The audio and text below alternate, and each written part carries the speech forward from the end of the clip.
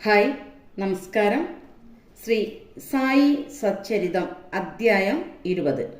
ദാസ്കനുവിന്റെ പ്രശ്നം കാക്കാ സാഹിബ് ദീക്ഷിത്തിന്റെ വേലക്കാരി പരിഹരിച്ചത്. മുഖവുര. സായി ആദിയിൽ നിരാകാരനായിരുന്നു.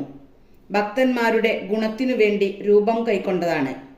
മായയാകുന്ന തടിയോടുകൂടി വിശ്വനാടകവേദിയിൽ ഒരു നടനായി അദ്ദേഹം അഭിനയിച്ചു. നമുക്ക് മധ്യാഹ്ന ആരതിക്കു ശേഷമുള്ള പരിപാടികൾ കാണുക.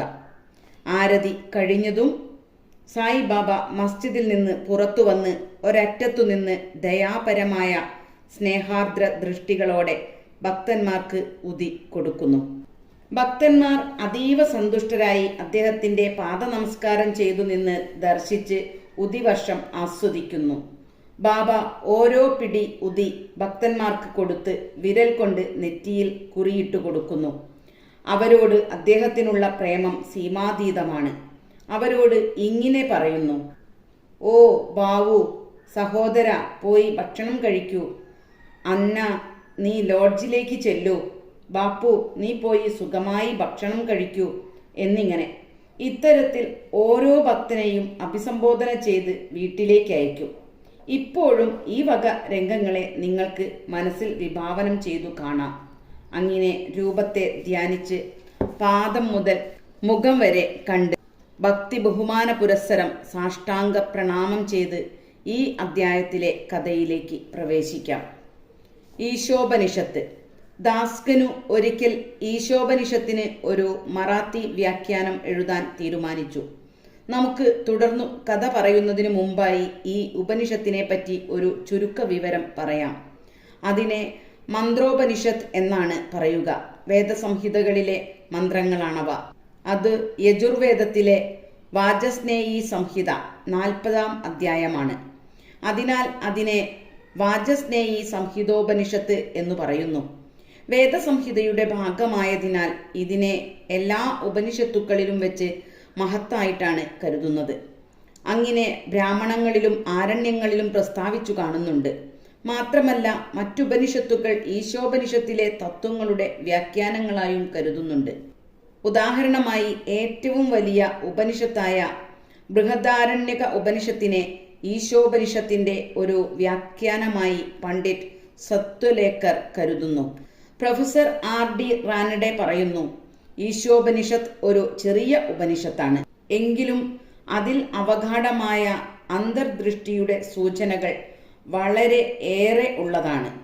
ചുരുങ്ങിയ 18 ശ്ലോകങ്ങളെ കൊണ്ട് ആത്മനെക്കുറിച്ചുള്ള അമൂല്യമായ വിവരണവും മോഹങ്ങളുടെയും ദുരന്തങ്ങളുടെയും നടുവിൽ പതറാതെ നിൽക്കുന്ന യഥാർത്ഥ ഋഷികളുടെ ലക്ഷണവും കർമ്മയോഗത്തിന്റെ തത്വവും ജ്ഞാനകർമ്മയോഗങ്ങളുടെ ഏകോപനവും ഭംഗിയായി പ്രതിപാദിച്ചിരിക്കുന്നു. ഇതാണ് ഉപനിഷത്തുക്കളുടെ എല്ലാം സാരാംശം. ഈശോപനിഷത്ത് സദാചാരത്തിന്റെയും ആധ്യാത്മികത്വത്തിന്റെയും വേദാന്തത്തിന്റെയും ഒരു സമ്മേളനമാണ്. ഈ പറഞ്ഞ കാര്യങ്ങളെ കൊണ്ട് ഈ ഉപനിഷത്തിന്റെ പരിഭാഷ ഏതെങ്കിലും ഒരു പ്രാദേശിക ഭാഷയിൽ എഴുതുന്നത് എത്രമാത്രം ശ്രമകരമാണെന്ന് വ്യക്തമാണ്. ദാസ്കനു അതു മറാത്തിയിൽ പദ്യരൂപത്തിൽ വിവർത്തനം ചെയ്തു.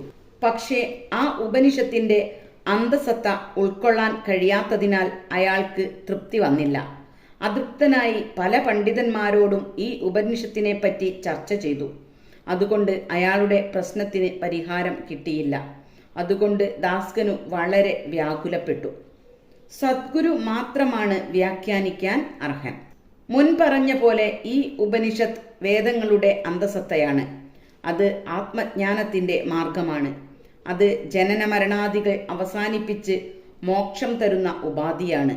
അപ്പോൾ ആത്മജ്ഞാനിക്ക് മാത്രമേ ആത്മനെക്കുറിച്ചുള്ള നിർദ്ദേശം തരാൻ കഴിയൂ എന്നയാൾ കരുതി. മറ്റാർക്കും കഴിയാതിരുന്നപ്പോൾ ദാസ്കനു സായിബാബയോട് ആലോചിക്കാൻ തീർച്ചയാക്കി.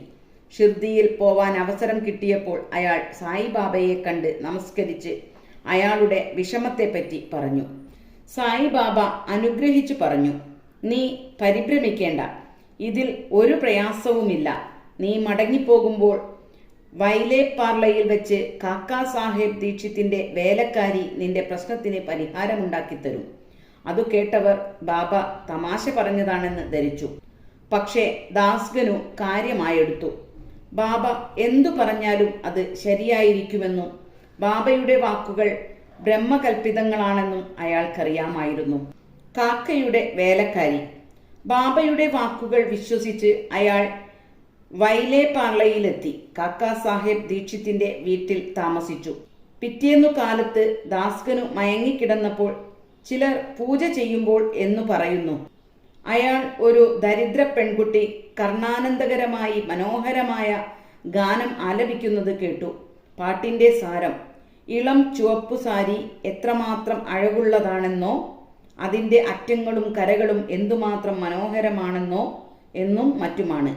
ആ പാട്ടുകേട്ട് രസിച്ച് ദാസ്കനു പുറത്തു വന്നു നോക്കിയപ്പോൾ അവിടുത്തെ വേലക്കാരൻ നമ്മ്യന്റെ സഹോദരിയായ ഒരു ചെറിയ സാധു പെൺകുട്ടിയാണ് പാട്ടുകാരി എന്ന് മനസ്സിലായി. അവൾ ഒരു കീറിയ പഴന്തുണി ധരിച്ച് പാത്രം കഴുകുകയാണ്. അവളുടെ ശോചനീയമായ സ്ഥിതിയും സന്തുഷ്ടമായ മനസ്ഥിതിയും കണ്ട് അയാൾ അതിശയിച്ചു. പിന്നീട് റാവു ബഹാദൂർ പ്രധാൻ അയാൾക്ക് 2 മുണ്ടുകൾ കൊടുത്തപ്പോൾ ആ കുട്ടിക്ക് ഒരു സാരി കൊടുക്കാൻ ആവശ്യപ്പെട്ടു. അതനുസരിച്ച് അയാൾ നല്ലൊരു ദാവണി വാങ്ങിക്കൊണ്ടുവന്ന് ആ കുട്ടിക്ക് കൊടുത്തു. പട്ടിണിക്കാരന് സദ്യ കിട്ടിയതുപോലെ ആ കുട്ടിയുടെ ആനന്ദത്തിന് അതിരുണ്ടായില്ല. അടുത്ത ദിവസം ആ സാരി ധരിച്ച് അവൾ അവിടെ മുഴുവൻ ഓടിച്ചാടി നടന്ന് നൃത്തം വെച്ചും കളിച്ചും മറ്റും കുട്ടികളെ ഷുഗടി കളിച്ച് തോൽപ്പിച്ചും നടന്നു. അതിനടുത്ത ദിവസം ആ സാരി വീട്ടിൽ സൂക്ഷിച്ചു വെച്ച് പഴയ വേഷത്തിൽ തന്നെ വന്നു. ഇതു കണ്ട് ദാസ്കനുവിന്റെ സഹതാപം അഭിനന്ദനമായി മാറി. കുട്ടി പഴയതുപോലെ സന്തുഷ്ടയാണ്. ആ കുട്ടിക്ക് പഴന്തുണിയേയുള്ളൂ, എങ്കിലും ഒരു പുതിയ സാരി കരുതി വയ്ക്കാനുണ്ട്. എന്നിട്ട് പഴന്തുണി ഉടുത്ത് യാതൊരു പരാതിയുമില്ലാതെ അതീവ സന്തുഷ്ടയും മിടുക്കിയുമായി വിലസി നടക്കുന്നു. അങ്ങനെ അയാൾക്ക് മനസ്സിലായി സന്തുഷ്ടിയും സന്താപവുമെല്ലാം മനസ്സിന്റെ ഭാവങ്ങൾ മാത്രമാണ് എന്ന്. അതിനെപ്പറ്റി ആലോചിച്ചപ്പോൾ അയാൾക്ക് ദൈവം തന്നതുകൊണ്ട് തൃപ്തനാകണമെന്ന് ബോധ്യമായി. ദൈവം മുന്നിൽ നിന്നും പിന്നിൽ നിന്നും നാനാഭാഗത്തു നിന്നും തന്നുകൊണ്ടിരിക്കുകയാണെന്നും അങ്ങനെ ദൈവേച്ഛയാ കിട്ടുന്നതെല്ലാം അയാളുടെ ഗുണത്തിനാണെന്നും ബോധ്യമായി. കുട്ടിയുടെ ദാരിദ്ര്യസ്ഥിതിയും ജീർണിച്ച വസ്ത്രവും പുതിയ സാരിയും ദാനം കൊടുത്ത ആളും ദാനം സ്വീകരിച്ച കുട്ടിയുമെല്ലാം ദൈവാംശങ്ങളാണ്. ഇതിൽ നിന്ന് ഉപനിഷത്തിലെ തത്വം യഥാർത്ഥത്തിൽ ദാസ്കനുവിനും പ്രവൃത്തിപരമായി കാണിച്ചു കൊടുത്തു. അതായത് ദൈവം ചെയ്യുന്നതെല്ലാം നമുക്ക് നല്ലതാണ് എന്നാണ് ആ തത്വം. പഠിപ്പിക്കലിന്റെ പ്രത്യേക സമ്പ്രദായം. മേൽ സംഭവത്തിൽ നിന്നും ബാബയുടെ സമ്പ്രദായങ്ങൾ വ്യത്യസ്തവും പ്രത്യേക തരത്തിലുള്ളവയുമാണെന്ന് കാണാമല്ലോ.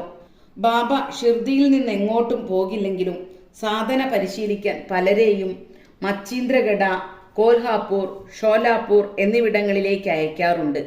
ചിലർക്ക് സാധാരണ രൂപത്തിലും ചിലർക്ക് ജാഗ്രത സ്വപ്നങ്ങളിലും രാത്രിയോ പകലോ ആവിർഭവിച്ച് ആഗ്രഹനിവൃത്തി സാധിച്ചു കൊടുത്തു. ഭക്തന്മാർക്ക് നിർദ്ദേശങ്ങൾ നൽകാൻ ബാബ സ്വീകരിച്ച എല്ലാ വഴികളും പ്രതിപാദിക്കുന്നത് അസാധ്യമാണ്. ഈ സംഭവത്തിൽ ദാസ്കനുവെ വൈലേപാർലയിലേക്ക് അയച്ച് ഒരു വേലക്കാരി കുട്ടിയെ കൊണ്ട് പ്രശ്നത്തിന് പരിഹാരം കാണിച്ചു കൊടുത്തു. ചിലർ പറയുമായിരിക്കാം, ദാസ്കനുവിനെ എന്തിനങ്ങനെ അയച്ചു, ബാബയ്ക്ക് തന്നെ പറഞ്ഞു കൊടുക്കാമായിരുന്നില്ലേ എന്ന്. അതിനുത്തരം ബാബ ശരിയായ മാർഗമേ നിർദ്ദേശിക്കൂ എന്നാണ്.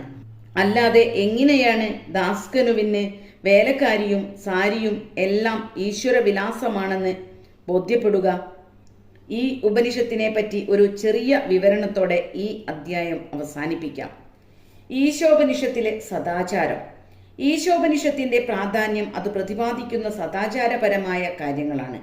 ആ സദാചാരങ്ങൾ ആധ്യാത്മികത്വത്തിൽ ഉടലെടുത്തവയുമാണ്. തുടക്കം തന്നെ പറയുന്നത് ഭഗവാൻ എല്ലാറ്റിലും ഉൾക്കൊള്ളുന്നു എന്നതാണ്.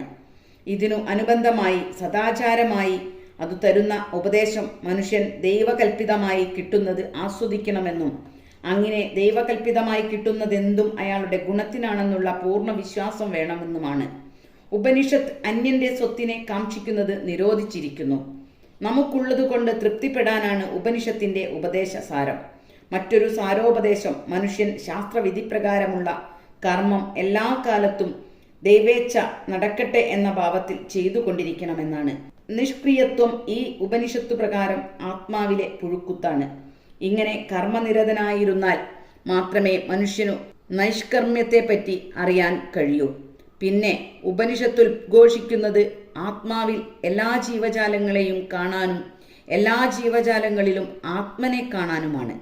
ചുരുക്കത്തിൽ എല്ലാ ജീവജാലങ്ങളും ആത്മനാണ്. അത്തരം ബോധമുള്ള ആൾ എങ്ങനെ മോഹവാനാകും? അയാൾക്ക് വ്യതയ്ക്ക് എന്താണ് അവസരമുള്ളത്? വെറുപ്പ്, മോഹം, വ്യസനം ഇവയെല്ലാം എല്ലാ ജീവജാലങ്ങളിലും ആത്മനെ കാണാൻ കഴിയാത്തതുകൊണ്ടുണ്ടാവുന്നതാണ്. എല്ലാറ്റിലും ആത്മനെ ദർശിക്കുന്നവന് സാധാരണ മനുഷ്യസഹജമായ സങ്കടങ്ങളൊന്നും ഉണ്ടാവുന്നതല്ല. ശ്രീ സായിയെ നമിക്കുവിൻ. ലോകശാന്തി ഭവിക്കട്ടെ.